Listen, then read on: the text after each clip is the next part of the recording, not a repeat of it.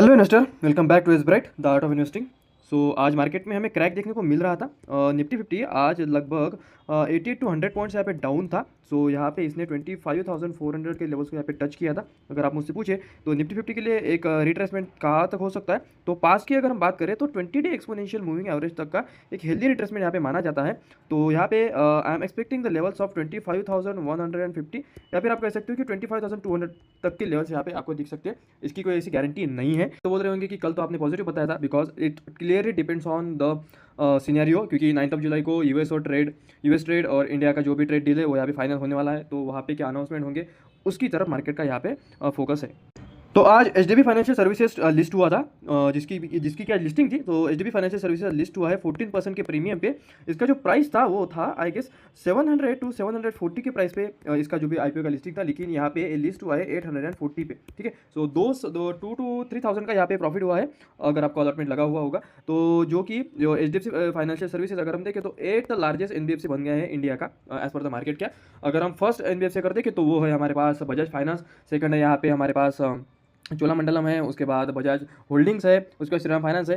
सो ये लिस्ट होती ही आज हमें थोड़ा क्रैक देखने को मिल रहा था एनबीएफसी सेक्टर में। फाइनेंशियल सर्विसेज लिस्ट होती ही हमें एनबीएफसी पे यहाँ पे सेक्टर में यहाँ पे प्रेशर देखने को मिल रहा था। श्रीराम फाइनेंस जो कि यहाँ पे डबल टॉप का फॉर्मेशन करके यहाँ पे मतलब इसने रिट्रेसमेंट दिखा है up to the levels of 20 day exponential moving average. तो यहाँ तक का इसका रिट्रेसमेंट कंप्लीट हो चुका है। आप श्रीराम फाइनेंस को स्टडी कर सकते हैं, उसके बाद बजाज फाइनेंस है आप उसको भी स्टडी कर सकते हैं।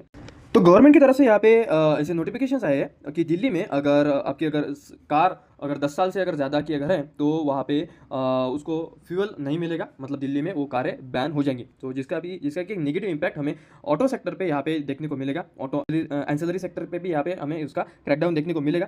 हिंडे आज 5% तक यहाँ पे डाउन था, डिस्पाइट इसके जो भी क्वार्टरली अपडेट्स आए थे, जो भी इसके मंथली अपडेट्स आए थे, despite being positive in monthly updates, हिंडे आज 5% तक डाउन था, क्योंकि ये मिडिल क्लास के लोगों को सबसे ज़्यादा झटका है।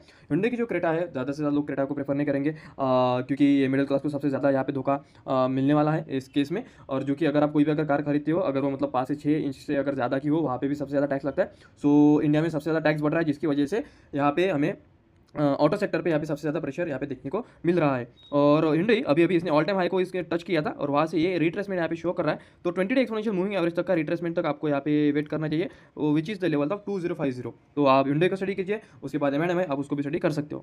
डिमांड के यहाँ पे क्वार्टरली अपडेट्स आए हैं। तो अगर हम देखें तो स्टैंडअलोन रेवेन्यू वो यहाँ पे जो कि आया है 15,932 करोड़ वर्सेस जो भी था ईयर ऑन ईयर वो था 13,711। तो ईयर ऑन ईयर यहाँ पे स्टैंडअलोन रेवेन्यू बढ़ा है। नंबर ऑफ स्टोर्स जो कि पहले अगर हम देखें तो 200 300 तक होते थे, अभी इसके नंबर ऑफ स्टोर यहाँ पे बढ़ गए 424। और स्टॉक भी यहाँ पे अच्छा खासा एक पैटर्न दिखाई पड़ रहा है, एक राउंडिंग बॉटम पैटर्न का यहाँ पे कंप्लीशन यहाँ पे होता हुआ दिख रहा है, और उसके साथ यहाँ पे कप एंड हैंडल का भी फॉर्मेशन यहाँ पे होता हुआ दिख रहा है। So you should also study demand. Quarterly updates यहाँ पे आए हिंदुस्तान जिंक के, जो कि मेटल का एक हमारा स्टॉक्स है। तो यहाँ पे अगर हम देखें तो माइन मेटल प्रोडक्शन यहाँ % सिर्फ ईयर ऑन ईयर यहाँ पे अप है, ठीक है, माइन प्रोडक्शन मेटल का, और डाउन है 15% क्वार्टर ऑन क्वार्टर। तो यहाँ पे अगर हम देखें तो यहाँ पे अंडर परफॉर्मेंस यहाँ पे शो कर रहा है हर एक सेक्टर में। यहाँ पे हमें अंडर परफॉर्मेंस यहाँ पे दिख रहा है, जो कि अगर मेटल प्रोडक्शन हो, जिंक का प्रोडक्शन हो, रिफाइंड लीड का प्रोडक्शन हो, तो यहाँ पे अंडर परफॉर्मेंस हमें दिख रहा है for the quarter on updates of the Hindustan Zinc. तो you should also focus on Hindustan Zinc, क्योंकि ये सिक्लिकल स्टॉक है, सिक्लिकल सेक्टर का। तो यहाँ पे आपको इतना प्रेशर दिखाई पड़ेगा। अडानी पोर्ट्स के बिजनेस अपडेट्स यहाँ पे आए हैं। तो जून का जो कार्गो हैंडलिंग वॉल्यूम है वो 12% ईयर ऑन ईयर अप है, 41.3 मेट्रिक टन। क्वार्टर 1 का वॉल्यूम जो है 11% ईयर ऑन ईयर अप है, logistic 14% year on year up है, और लॉजिस्टिक का रेल का जो वॉल्यूम है 15% ईयर ऑन ईयर अप है। तो यहाँ पे आपको साफ दिखाई पड़ रहा है जो अडानी पोर्ट का जो बिजनेस है वो यहाँ पे सही से काम कर रहा है, डिस्पाइट इजराइल का जो भी इशू आता तो वो तो मतलब फॉल्स न्यूज़ थी, लेकिन यहाँ पे Adani ports is doing well ports business. तो यहाँ पे एफआईएस ने आज सेलिंग की है और डीआईएस ने यहाँ पे आज बाइंग की है। तो जिसकी वजह से मार्केट में आज हमें जो क्रैकडाउन दिखाई पड़ रहा था तो यहाँ पे स्टेबल होता हुआ हमें दिखाई पड़ रहा था।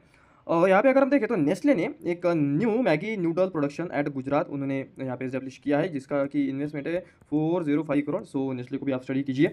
उसके बाद आईपीओ का यहाँ पे सीजन यहाँ पे अभी ऑन हो चुका है। एचडीबी फाइनेंशियल का सर्विसेज आ गया है, इसका आईपीओ अभी आ गया है। उसके बाद एनएससी का यहाँ पे आईपीओ आने वाला है। सो लॉट्स ऑफ आईपीओ आ रहे हैं इनलाइन। सो आप कुछ भी करो, सबसे ज़्यादा प्रॉफिट यहाँ पे सीडीएसएल के फिनटेक इनको ही सबसे ज़्यादा होने वाला है। तो कैपिटल मार्केट स्टॉक्स पे आप नजर रखिए, चाहे वो सीडीएसएल हो, कैम्स हो या फिर के फिनटेक हो। सो ये थी मार्केट की कंप्लीट एनालिसिस। कमेंट करके बताना कैसे लगी, रियल अगर अच्छी लगे तो फॉर जरूर कर लें। Thank you.